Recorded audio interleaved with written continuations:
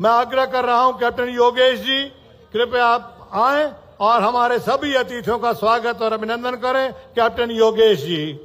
भारत माता की। आज हमारे जुलाना के परम सौभाग्य की बात है कि हमारे बीच में दो मुख्यमंत्री आ जाए हमारे आदरणीय। एक मुख्यमंत्री जी जो हरियाणा की ईमानदारी की, विकास की अगर मैं बात कहूं, युग पुरुष से कम नहीं, ऐसे हमारे आदरणीय यशस्वी मुख्यमंत्री नायब सिंह सैनी जी का मैं बहुत बहुत हाथ जोड़ करके अभिनंदन स्वागत करता हूं।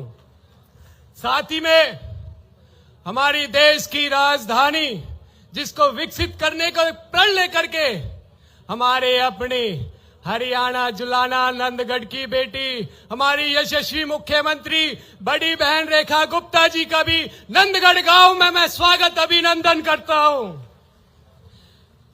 साथ ही में हमारे बीच में हरियाणा के अंदर तीसरी बार सरकार लाने में कार्यकर्ताओं के मनोबल को मजबूत करने को लेकर के हमारे बीच में यशस्वी त्याग पुरुष हरियाणा प्रदेश अध्यक्ष श्री मोहनलाल बड़ोली जी का भी मैं बहुत बहुत स्वागत अभिनंदन करता हूं।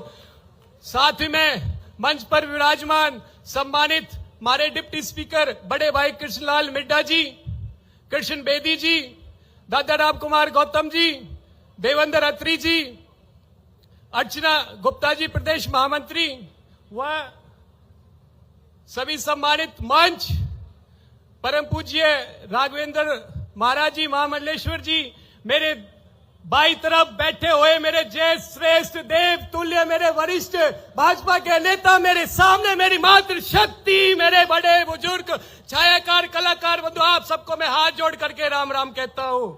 माननीय मुख्यमंत्री जी, सावन का महीना है और सावन के महीने में आज हमारी बड़ी बहन रेखा गुप्ता जी का जन्म दिवस है। इस मंच के माध्यम से अपनी बड़ी बहन को मैं जन्मदिवस की बहुत बहुत बधाई देता हूं, बहुत बहुत शुभकामनाएं कि आप यूं ही हम सब पर अपना आशीर्वाद बनाए रखें।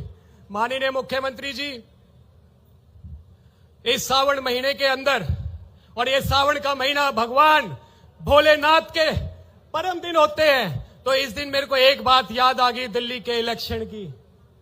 जिस तरीके से एक महाठग ने मां यमुना मैया का अपने छोटी विचारधारा की गंदी राजनीति का जहर मां यमुना के लिए उन्होंने कहा था, और आप दिल्ली यमुना के बॉर्डर पर जाकर के मां यमुना मैया का पवित्र पानी का आचमन पी करके आपने याद दिखा दिया, और उस महाठग को जहां उसकी जगह थी वहां बिठा करके आज हमारे बीच में नंदगढ़ गांव की बेटी को दिल्ली की मुख्यमंत्री बनाने में आपका अहम योगदान रहा। माननीय मुख्यमंत्री जी, हमारा जुलाना एक ग्रामीण क्षेत्र है, 92% यहां ग्रामीण आबादी है। माननीय मुख्यमंत्री जी, आपसे मेरा निवेदन है कि जब कभी अन्नदाता समृद्धि केंद्र हमारे हरियाणा के अंदर खुले, जुलाना को भी उसके जुलाना में भी अन्नदाता समृद्धि केंद्र भी खोला जाए, जिससे हमारे किसान वर्ग भी मजबूत हो। माननीय मुख्यमंत्री जी,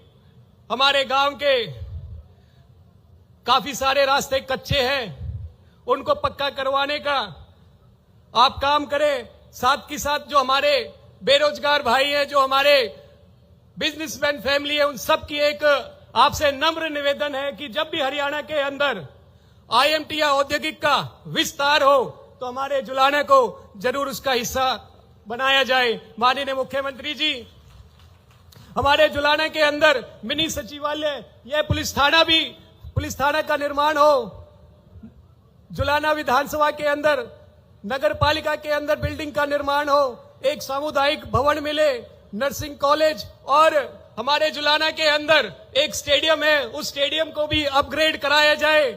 माननीय मुख्यमंत्री जी, एक समस्या यहां है, एक माली फाटक को लेकर के, उस मालवी फाटक के पास में लगभग 40-45 मिनट ट्रैफिक का जाम लगा रहता है। आपसे मेरा हाथ जोड़ करके निवेदन है कि उस फाटक पर एक पुल बनवाने का काम कराया जाए। माननीय मुख्यमंत्री जी, आपके दरवाजे पर आपके संज्ञान में, आपके चरणों में जुलाना की जो जो समस्या है, मैं आपके चरणों में मैं पहुंचा चुका हूं। आप सभी से, आपसे मेरा निवेदन है कि जुलाना को जो 89 विधानसभा है उसके बराबर इस इकलौती जुलाना विधानसभा को भी लेकर के चले। मैं एक बात आपके और जुलाना वासियों की तरफ से मैं कहना चाहता हूं कि इलेक्शन में छोटी मोटी चूक रह गई थी।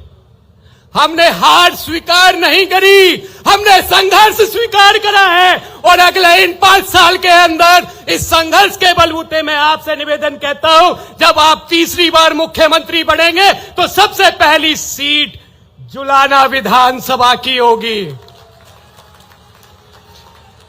मैं आपकी अगर आज्ञा है तो मैं आपकी तरफ से माननीय मुख्यमंत्री जी को भरोसा दिला दूं। आपसे नम्र निवेदन है, आप दोनों हाथ खड़े करें।